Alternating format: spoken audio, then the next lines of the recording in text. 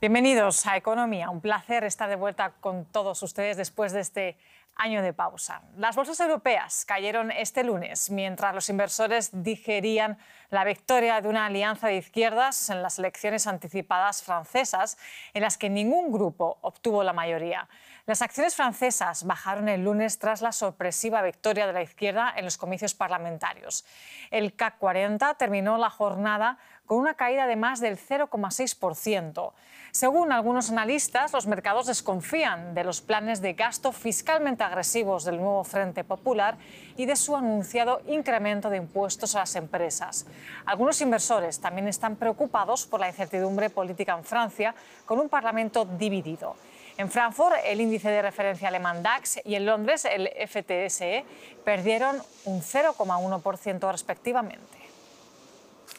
Para entender mejor la reacción de los mercados, hablamos con nuestro compañero José David Navarro en Frankfurt. José, todas las miradas están puestas ahora en la coalición de izquierda Nuevo Frente Popular, que sorprendentemente ha ganado las elecciones. ¿Cuáles son sus propuestas económicas?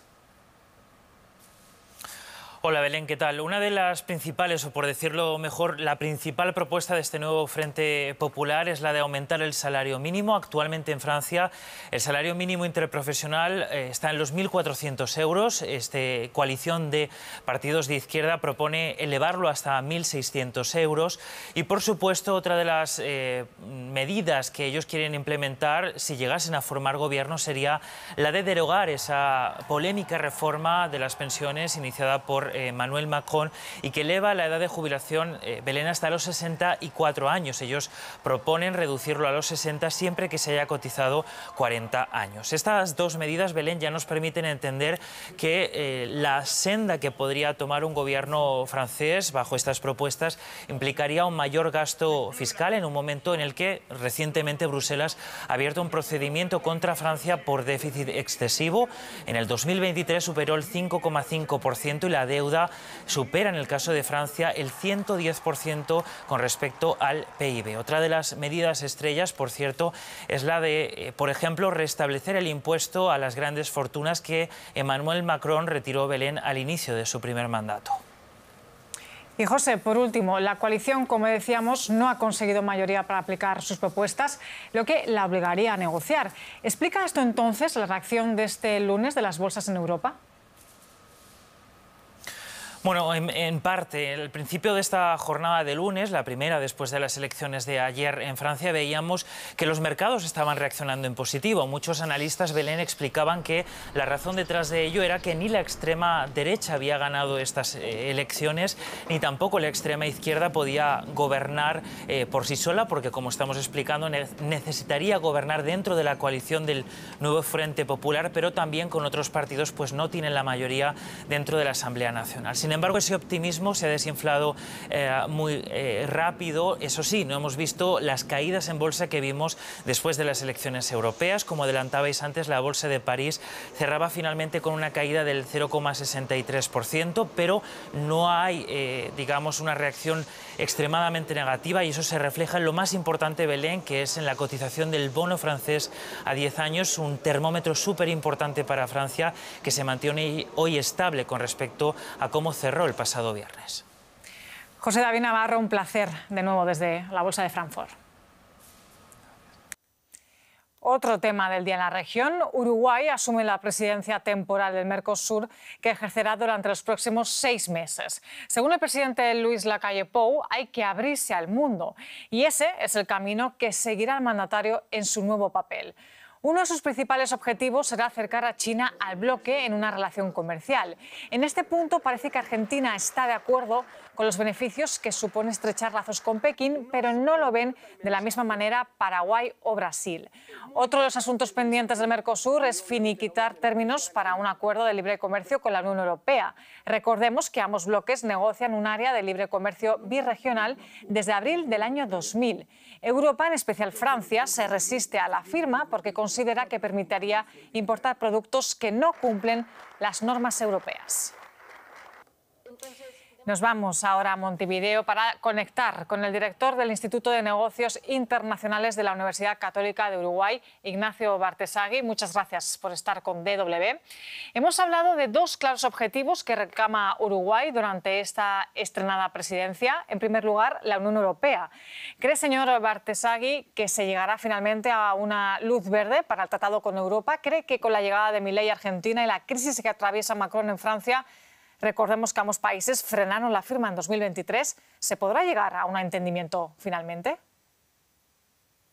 ¿Qué tal, Belén? Buenas noches. Bueno, es difícil porque si bien el cambio de gobierno en Argentina favorece, porque Milei estaría de acuerdo con cerrar las negociaciones con Europa, lo que no estaba el anterior gobierno de Argentina, las dificultades políticas en Europa, especialmente en Francia, pero también los resultados electorales en el Parlamento Europeo complican la situación. Y tampoco es clara la posición de Brasil, que dice desde la retórica, desde el discurso que quiere avanzar, pero después muestra posiciones algo contrarias a cerrar el acuerdo. Así que no tengo muchas expectativas de que se avancen en las negociaciones este año.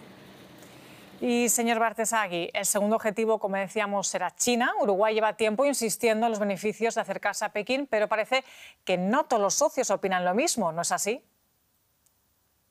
Correcto. Paraguay tiene relaciones diplomáticas con Taiwán, por lo tanto no quiere un acuerdo con China. Brasil lo mencionó el presidente Lula en la cumbre de Mercosur como posibilidad, pero también es una economía muy cerrada y muy proteccionista. El que impulsa esta relación con China es Uruguay, que dijo que iba a lanzar un diálogo Mercosur-China, y Argentina, Belén, sí está dando un cambio. Argentina, en su discurso, la canciller, debido a que Milei no participó, mostró interés en un Mercosur más abierto al mundo y no niega la posibilidad de la flexibilización que plantea Uruguay, ni tampoco la posibilidad de avanzar con China. Así que allí de repente hay alguna expectativa mayor. Veremos qué consigue Uruguay en esta presidencia. Señor Bartesagui, muchas gracias por estar con nosotros. Con todo gusto. Nos vamos a otro tema del día. Fabricante estadounidense Boeing acepta el acuerdo establecido por fiscales federales y se declara culpable de conspiración para cometer fraude en la investigación de Estados Unidos por los accidentes con el 737 MAX para evitar así un juicio penal. Fiscales federales dieron a la compañía la opción de declararse culpable y pagar una multa como parte de su condena, o bien ir a un juicio por el delito penal de conspiración para defraudar a los Estados Unidos. Recordemos que los dos accidentes del 737 MAX que tuvieron lugar en 2018 en Indonesia y 2019 en Etiopía terminaron con la vida de 346 pasajeros. El gigante aeronáutico deberá pagar una multa de 243,6 millones. Pero Boeing tuvo este lunes nuevas malas noticias. El gobierno estadounidense ordenó inspeccionar las mascarillas de oxígeno de más de 2.600 modelos 737. Conectamos con nuestra analista Ana Nieto desde Nueva York para hablar sobre esta decisión de Boeing. Ana, este acuerdo sustituye a uno anterior y es un revés para la compañía a la que no le faltan problemas. ¿Qué cubre y qué no cubre este acuerdo? Pues este acuerdo no cubre la responsabilidad derivada del accidente del 5 de enero, cuando parte del fuselaje de un 737 MAX de Alaska Airlines se desprendió en pleno vuelo. Un accidente que volvió a dejar al descubierto la mala gestión de calidad e industrial de la empresa. Pero el accidente sí es el detonante de este acuerdo, que se refiere a los accidentes del MAX en el año 2018 y 2019 en Etiopía e Indonesia. La responsabilidad por aquellos accidentes se zanjó en el año 2021 con un acuerdo para retrasar el juicio si la empresa no reincidía. Ese acuerdo de 2021 vencía el 7 de julio, el domingo. Y tanto la empresa como el Departamento de Justicia han optado por un acuerdo más en vez de abrir un juicio penal.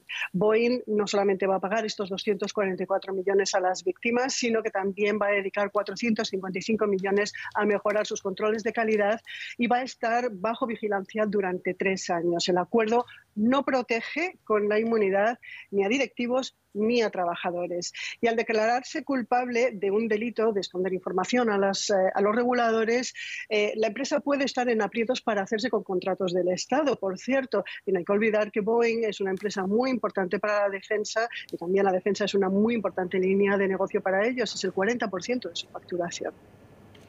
Y Ana, el acuerdo se presentó ante el juez a últimas horas del pasado domingo. ¿Se da así por cerrado este capítulo?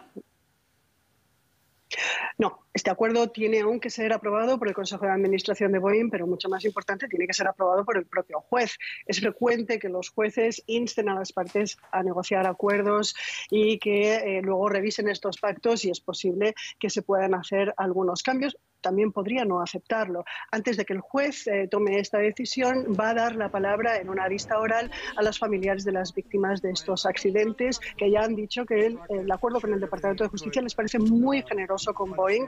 Ellos pedían indemnizaciones de 25.000 millones de dólares y la apertura de un juicio penal a sus directivos.